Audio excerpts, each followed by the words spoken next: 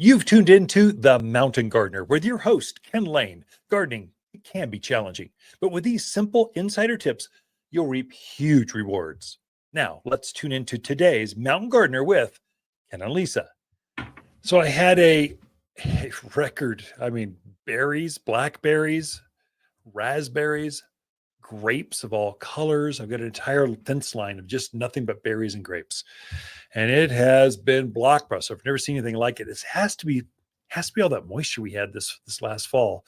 There are bigger clusters, more clusters, bigger berries, more berries. And I thought I would just share what am I doing to have such a great production. So some folks struggle. Their grapes are smaller than they're used to, or there's less of them or less berries. And I would say there's if you're wondering, let's start with berries. If you're starting with berries, start with blackberries and boysenberries. They're kind of the most consistent, I find. Then you go to raspberries, gold, red, black. And then what else? Those are and then blueberries. Blueberries, I struggle a little bit. They don't get as large. The bushes aren't as large and the berries are smaller. I think it has to do with the alkalinity of the water, makes it more difficult. But when you do get them, they are the sweetest thing. They melt in your mouth. My mouth's watering just thinking about them. So, but blackberries, there's just so many big, gigantic berries. The secret with berries is all about food, and about pruning. So, the berry plants have been putting on tremendous new canes. These are brambles. They're big plants. They need space. You got to respect them. I tend to prefer thornless blackberries. I have a small yard, a half acres, what I'm gardening on a half an acre, and they can quickly take over a big space where you're kind of walking by them, they kind of grab you. Well, I'm not having that.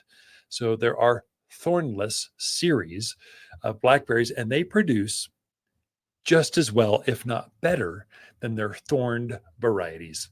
And so I've just gone to all thornless varieties of raspberries and blackberries. And so look for that. I'm pruning those back right now. No, actually, not now. I'm encouraging the new canes to grow. So I know I've been picking off the berries off of certain canes. And those are the ones I'm going to actually prune those back probably in winter, if not sooner.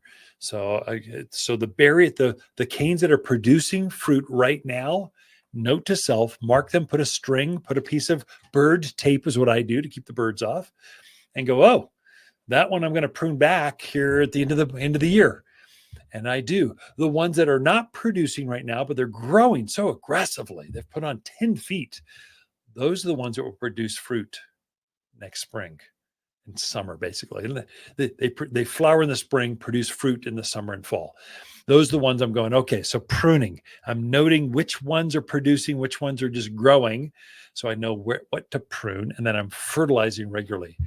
And so I'm fertilizing probably every other month with the fruit and vegetable food. I make a special organic food. It's great stuff. It really produces heavier fruit count and larger fruits, whether it's an apple, a plum, a peach, a cherry, or a berry. It's the one you want to use. And so I'll sprinkle that on there. And the most important feeding of the entire year, as soon as you get done picking all those berries, fertilize it with the 6-4-4-7 all, fruit and vegetable food. That's the most important feeding. It's going to use that to kind of hibernate and store a lot of food down at the root structure. And that's what it's going to use to really produce heavy blossoms, which means more fruit for you next spring. Grapes, similar. They don't quite, because they're such deep rooted plants. So grapes have a root structure go down easily 3 feet, if not more. I don't know how far they go. They got roots that go right down. And so they'll to be consistent with fertilizing, fall and spring are your most critical for good heavy grape count.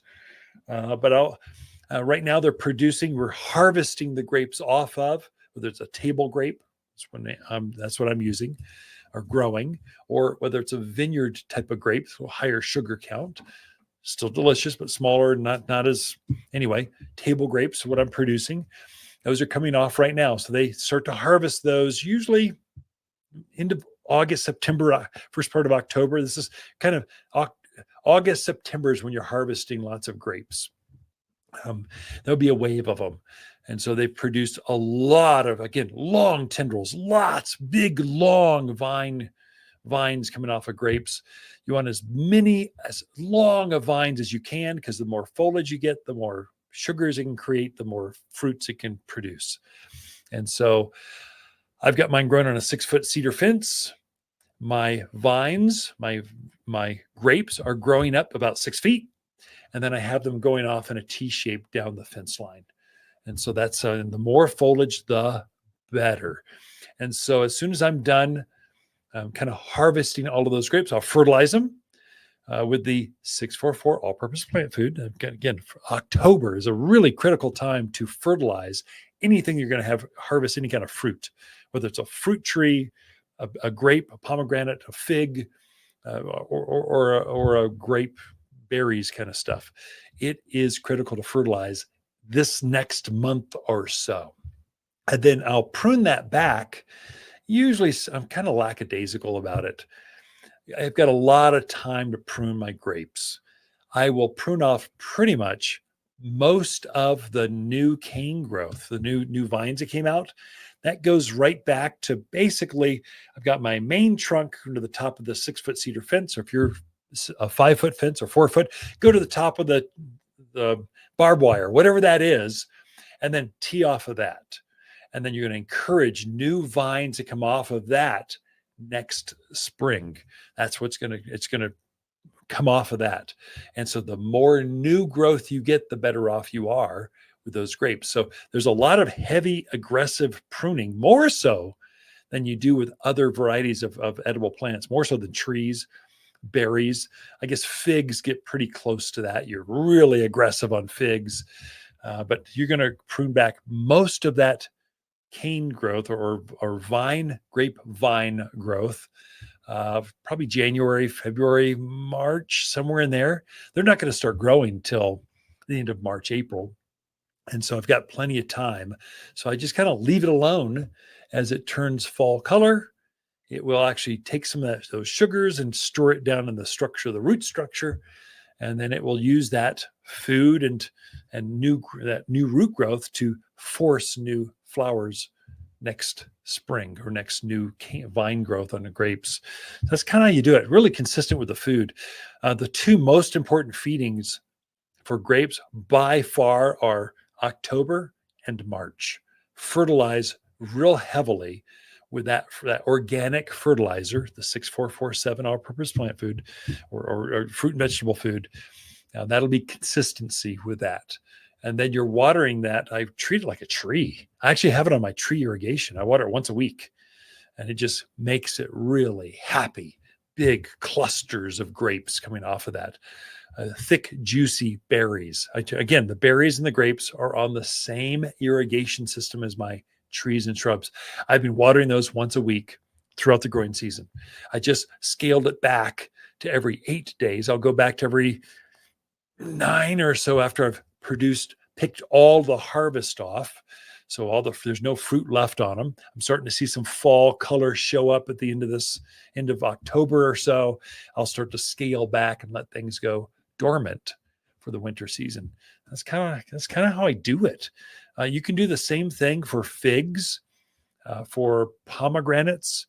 What else grows like that? Currants, gooseberries are very, very similar types of harvesting and trimming. You're going to trim most of those or prune on those, most of them, kind of late winter, early spring. So don't be in a hurry unless they're just in the way. Then you can cut them back. But generally, I'll let things kind of do their own thing till after the new year, after all the holidays are done. Then I'll start pruning. I'll get kind of bored. I go, I want to be outside. I am tired of sipping tea and eating cookies. I've put on my winter 10 pounds and I just want to be outside. I'll go out and start slowly modifying the soils, pruning things back. You've got a big window to do that with. Anyway, that's how you harvest grapes, berries, and take care of them for a better production in your backyard. Water's October companion plants that grow well together are blaze maples, burning bush, Arizona creeper, glamour kale, and spicy mum. Water's Spicy Mums are best sellers for super long bloom times and local garden tub. Spicy Mums glow yellow with a halo of fiery orange around each daisy flower. These big, bold perennials are perfectly shaped and add color in autumn when few flowers are in peak blooms. You'll find bright fall flowers here at Waters Garden Center in Prescott. For a more fruitful garden, increase success in the landscape that just feels better, then tune in daily to the Mountain Gardener podcast. Subscribe through your favorite podcast streamer or visit watersgardencenter.com. Better yet, visit me directly right here at Waters Garden Center. Thanks for tuning in.